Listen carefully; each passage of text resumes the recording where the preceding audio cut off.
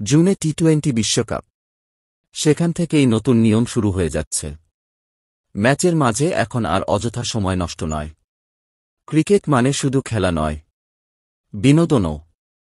হঠাৎ করে খেলার গতি কমে গেলে দর্শকদের বিরক্তি বাড়তে বাধ্য। ক্রিকেট প্রেমীরা যাতে এই খেলা থেকে মুখ ফিরিয়ে না নেন সেই বিষয়ে গভীর ভাবনায় আন্তর্জাতিক ক্রিকেট সংস্থা। গত কয়েক মাস ধরেই ট্রায়াল চলছিল স্টপ ক্লকের। আগামী জুনে টি-20 বিশ্বকাপে যা বাধ্যতামূলক করা হচ্ছে। বিস্তারিত ক্রিকজোনের এই প্রতিবেদনে। এবার আর পরীক্ষামূলক ভিত্তিতে নয়, বাধ্যতামূলক করা হচ্ছে স্টপ ক্লক। আইসিসির বোর্ড মিটিংয়ে এই সিদ্ধান্ত নেওয়া হয়েছে।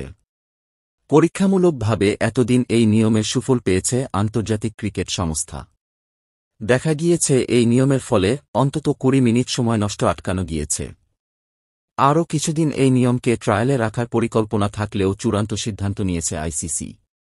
1 জুন থেকেই আইসিসি পূর্ণ সদস্য দেশের খেলায় ওডিআই এবং টি-20তে স্টপ ক্লক নিয়ম বাধ্যতামূলক, যা শুরু হচ্ছে বিশ্বকাপে।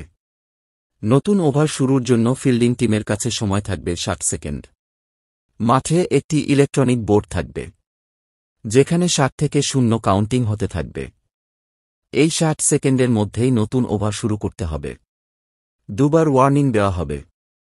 তারপরও না হলে পরবর্তী প্রতিটি ঘটনার জন্য প্রতিপক্ষ টিমকে 5 রান করে পেনাল্টি হিসেবে দেওয়া হবে। যদিও এই নিয়মের মধ্যে কিছু ব্যতিক্রমও থাকছে।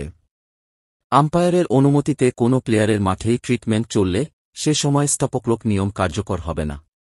তেমনি সরকারিভাবে ড্রিঙ্কস ব্রেক, ওভারের শেষ বলে কোনো উইকেট পড়লে নতুন ব্যাটার আসা কিংবা অন্য কোনো কারণে খেলায় ব্যাঘাত ঘটে যেটা ফিল্ডিং টিমের নিয়ন্ত্রণে নেই, সেক্ষেত্রে কোনো শাস্তি হবে না।